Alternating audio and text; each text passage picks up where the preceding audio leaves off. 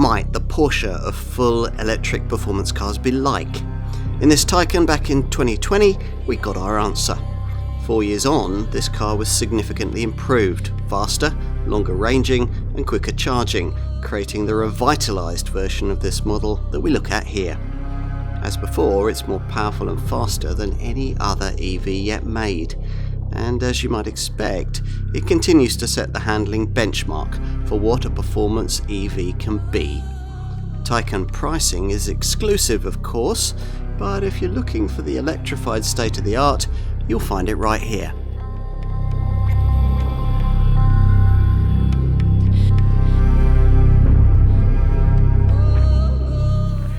This Taycan's heart is electric.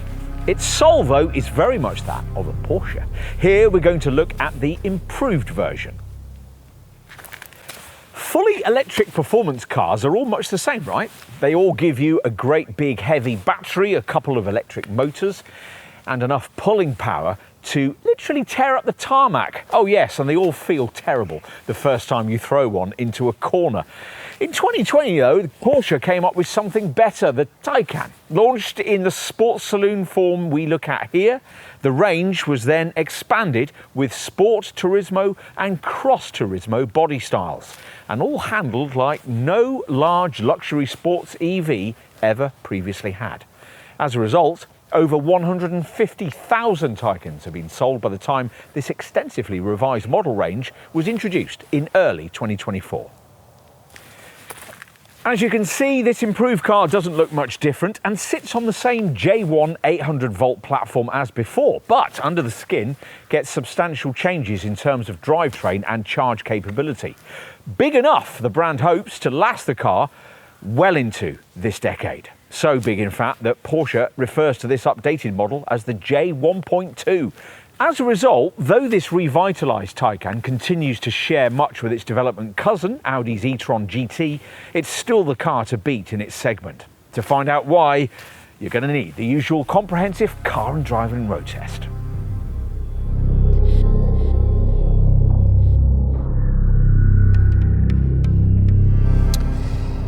There aren't many cars that can keep up with the Taycan, whatever drivetrain they might use. Quite a lot's new with this revised version though for the time being.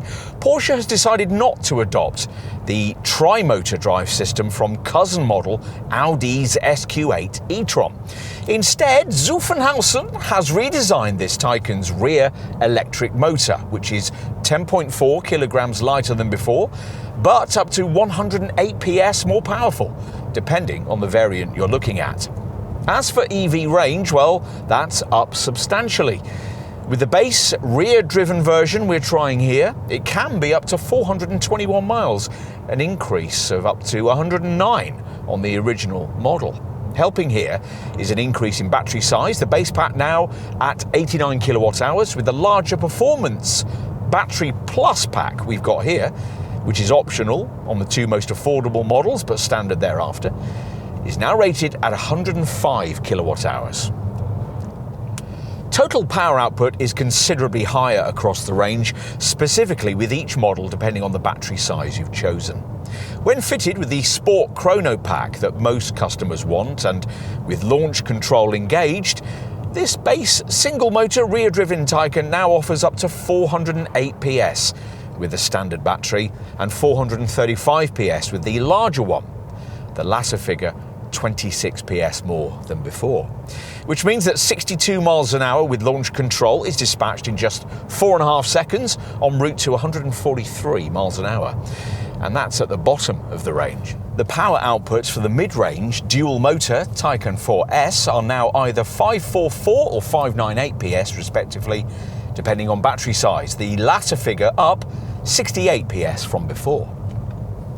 As for the variants that come as standard with the larger Performance Battery Plus pack, the newly added GTS version has 700 PS. The strangely named Turbo variant offers 884 PS, that's 203 more than the original model, And the fiery Turbo S develops an impressive 952 PS, 188 more than before. At the top of the sports saloon part of the range sits a Turbo GT version with a frankly ludicrous turn of speed.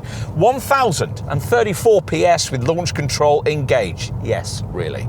0 to 62 miles an hour takes just 2.2 seconds en route to 180 miles an hour. Back in the real world, on a mainstream model like the base rear-driven version we're trying here, a push-to-pass feature on the now standard mode switch gives a quick burst of acceleration should you need it. What else? Well, as before, there are 4 drive modes: range, normal, sport and sport plus, and 3 chassis settings: normal, sport and sport plus. Air suspension is now mandatory, the old coil spring setup's no longer offered, and the twin-chamber air springs are matched to the new dual-valve dampers recently introduced in the Panamera. This more greatly varies the car's behaviour between its comfort and sport modes and allows for variable ride heights at high speeds. There are 4 ride height settings: lift, normal, lowered and low. Now optional is a clever new Porsche Active Ride system which enables individual control of each damper via a small electrically driven compressor. Roll and pitch through the bends can then be countered without the need for the physical anti-roll bars used in the previously available PDCC anti-roll system. As before, the most difficult task the engineers had here was in disguising what, as usual on an EV, is a prodigious curb weight, in this case around 2.3 tonnes. Plenty's been thrown at that problem as part of this update. But the weight savings, which we'll detail for you in our costs section, aren't substantial. You'll feel that through the bends, but not as much as you might expect to. This car still sets the handling benchmark amongst luxury sporting EVs. And if you tick a few well-chosen dynamic options boxes, it's even better. Turbo and Turbo S models get Porsche's Torque Vectoring Plus rear differential, which is optional elsewhere in the range, and through turns is able to overspeed the outer rear wheel to help the Taycan's cornering balance. Rear wheel steering is optional across the lineup and standard on the Turbo S and Turbo GT. All of this tech is coordinated by a clever Porsche 4D chassis control setup.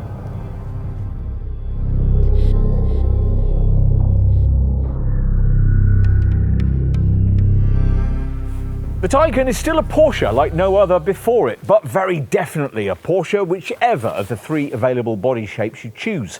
The Sports Saloon we look at here, or the 2 more crossover-like models, the Sport Turismo, a kind of shooting brake estate, and the more SUV-style Cross Turismo.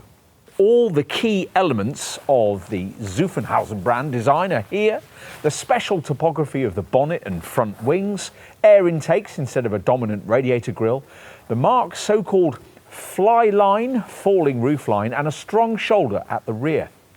These are elements that characterise every Porsche, but were, says design chief Michael Mauer, subtly evolved in this one.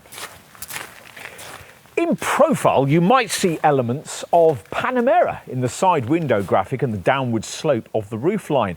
But there these similarities end, the Taycan being 79mm shorter and adopting a leaner, more muscular look, thanks to short overhangs front and rear and a swept-back Porsche flyline in the silhouette, which makes the car look sporty even when it's not moving. Sculpted panel recesses create an interplay of light and shadow, and specific design touches include these air outlets behind the front wheels and flat door handles that pop out electrically when required. The now redesigned wheels are between 19 and 21 inches in size. We've got 20-inch turbo aero rims here. As for the visual update changes, well, they're subtle. Porsche has redesigned this front bumper with a bespoke look for the turbo variants, which also get new Turbonite exterior detailing. New matrix LED headlights now feature, and HD matrix units are now available as an option using 32,000 individual pixels of light that can cast a beam up to 600 meters ahead, as well as painting a light carpet on the road to help you gauge the width of the car when you're driving through roadworks. There's another subtly redesigned bumper at the rear where the horizontally arranged lines and pronounced wing shoulders give the rear a deep, wide sports car look. As before, the illuminated full-width light bars, embedded three-dimensionally shaped glass letters, are Taycan specific. It all builds a sense of anticipation for what might lie in the cabin. So let's take a look.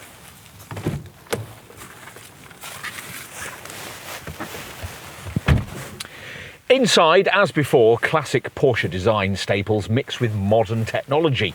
So, thanks to this low seat and raised centre console, there's a real cockpit-style feel that's refreshingly different from the raised SUV demeanour of many luxury EV rivals.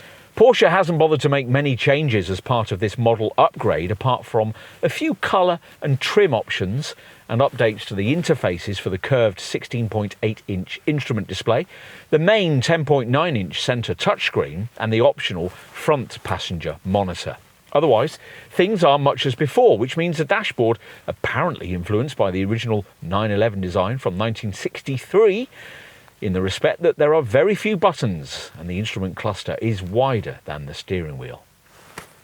As previously, there are a few curiosities like this rather hidden knurled gear shifter and the lack of mechanically operated louvers for the air vents. You have to activate them via this 8.4-inch lower centre console screen.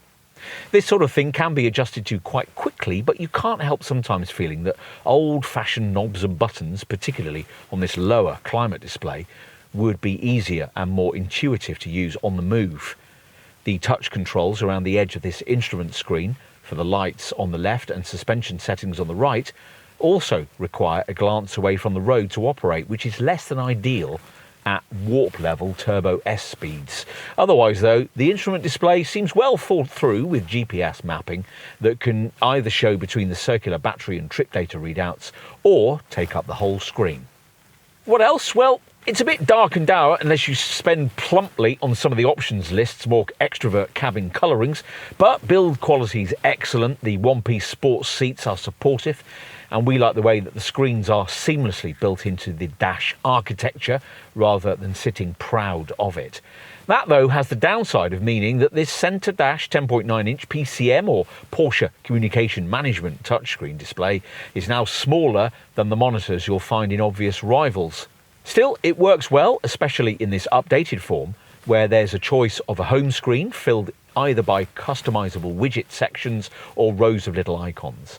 Cabin storage isn't amazing. The glove box is smaller than it looks and the cup holders aren't covered, but there are decently sized door bins, and this lidded box between the seats has twin USB-C ports, a 12-volt socket and a wireless phone charger. Okay, time to take a look in the rear. As before, don't expect Panamera-style rear legroom, but two adults will be quite comfortable, and they'll get a further 5.9-inch screen if you specified 4-zone climate control. Special recesses in the underfloor battery allow for so-called foot garages, which improve legroom while keeping the seating position low. It's worth knowing that as standard, you only get 2 individual seats back here. This central part of the bench comes as an extra cost 4+1 option. Even with that box ticked, it'd be difficult to seat a third adult back here due to the kind of high centre transmission tunnel you'd have thought wouldn't be needed on an EV. There are some other things we're a little disappointed by. The tiny door bins, the lack of seat back pockets, and the way that the cup holders in this fold-out armrest aren't properly covered. But there are also some lovely touches: the Alcantara rear partial shelf, the beautifully integrated door speakers, the extra coat hooks on the B-pillars, the vents in the footwells, and the illuminated door sill inlays.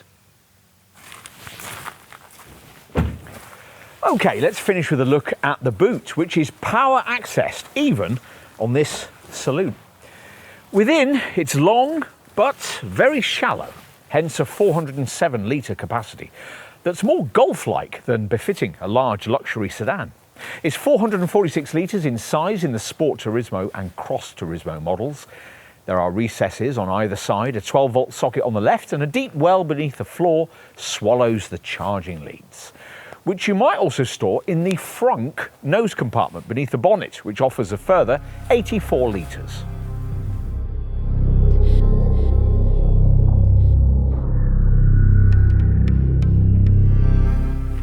As we told you in our design section, there are 3 Taycan body styles: this Sport Saloon, or the more striking Sport Turismo and Cross Turismo body shapes.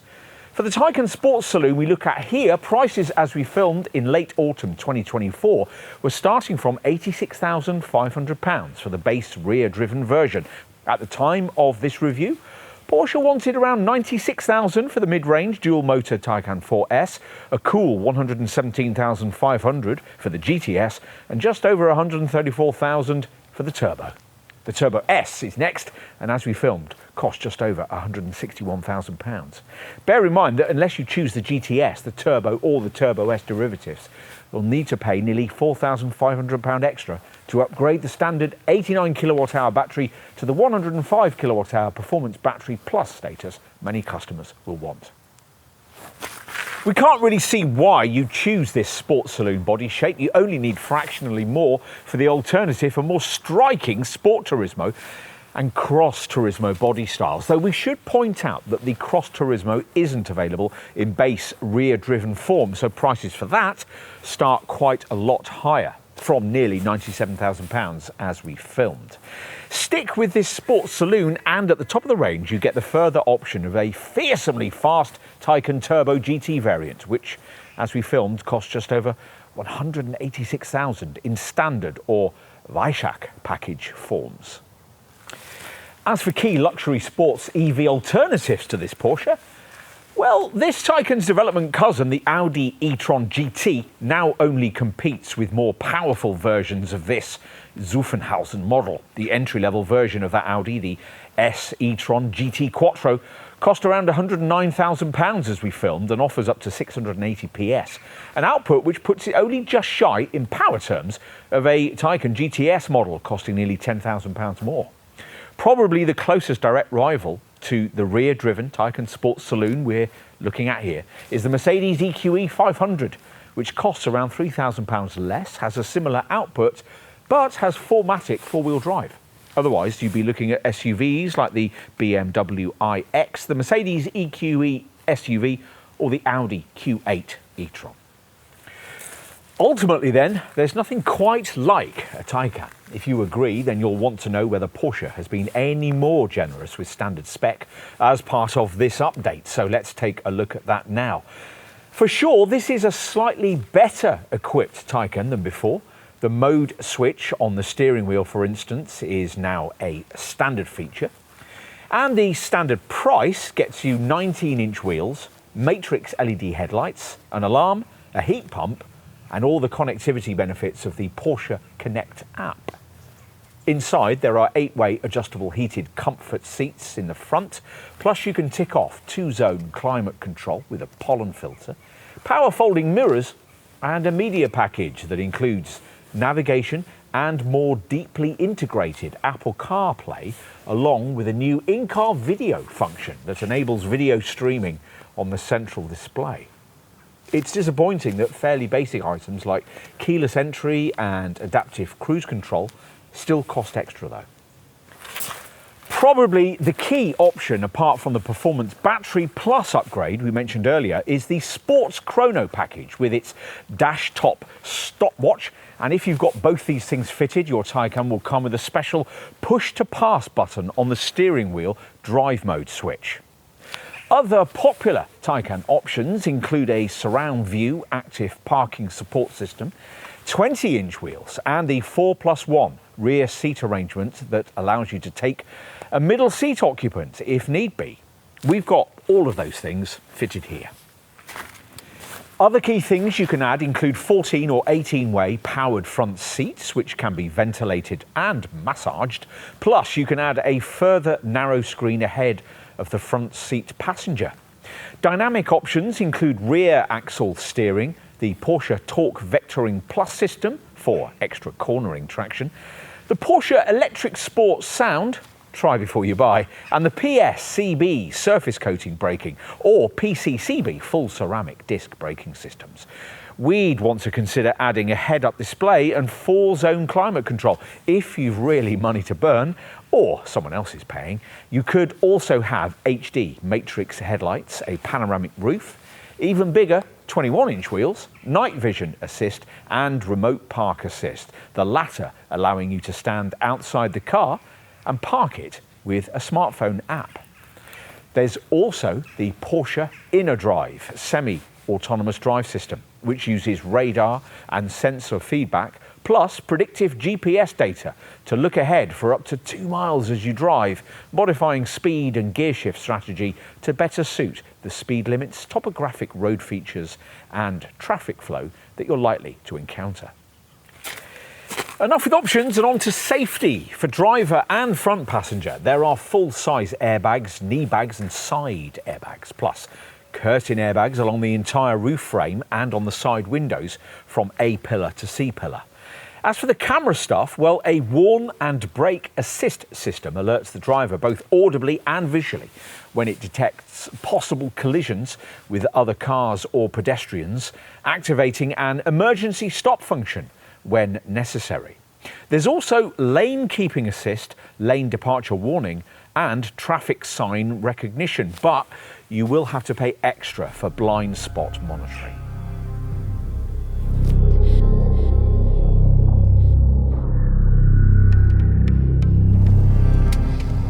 As we told you in our driving section, the EV range of this updated Taycan has increased substantially by around 35%. That's with the larger Performance Battery Plus pack that most customers want, which as part of this upgrade has been increased in size from 93 to 105 kilowatt hours, though is 9 kilograms lighter, with the unit arranged in 396 pouch cells, which sit in a redesigned housing with composite glass fibre materials for its underbody guard.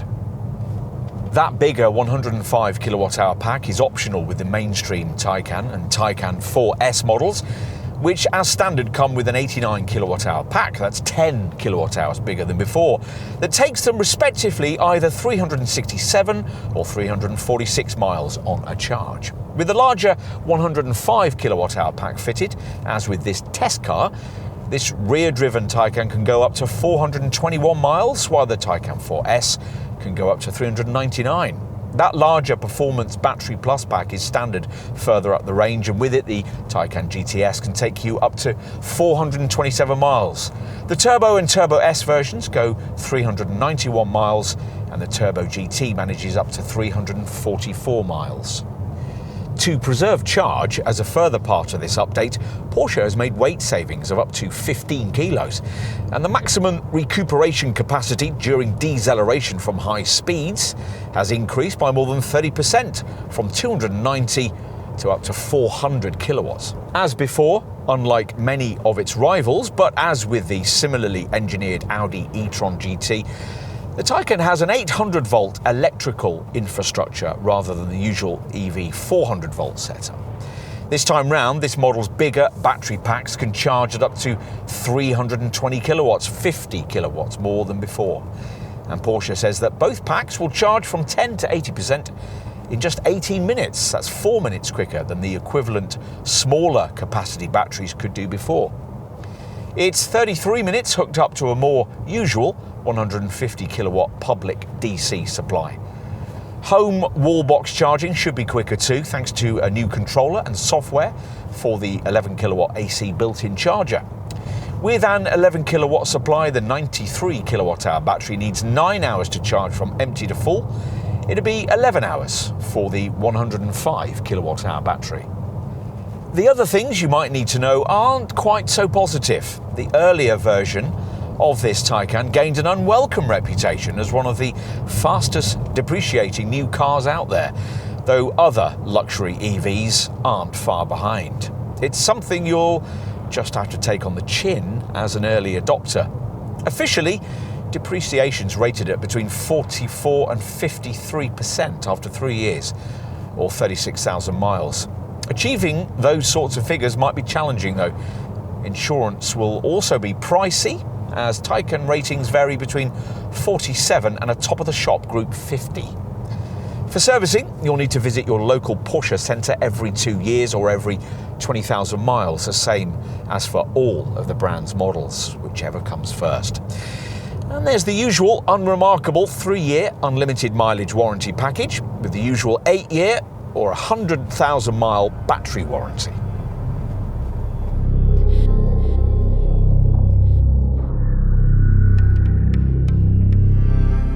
If, like us, you'd begun to imagine that the golden age of the motor car was well and truly behind us, well, there's cause for hope here, and even for an argument that a really well-engineered EV can restore to enthusiasts some of the driving involvement and excitement that's been lost in recent years as powerful petrol engines have become sanitised by turbochargers, particulate filters and camera-driven technology. Ultimately, those petrol engines do have to go, but what replaces them doesn't necessarily have to be an automotive domestic appliance. The original Taycan proved that, and proves it again in this usefully upgraded form. This car is priced to be vanishingly rare, but its technology will in future surely be shared with more accessible EVs in Porsche's Volkswagen Group parent company.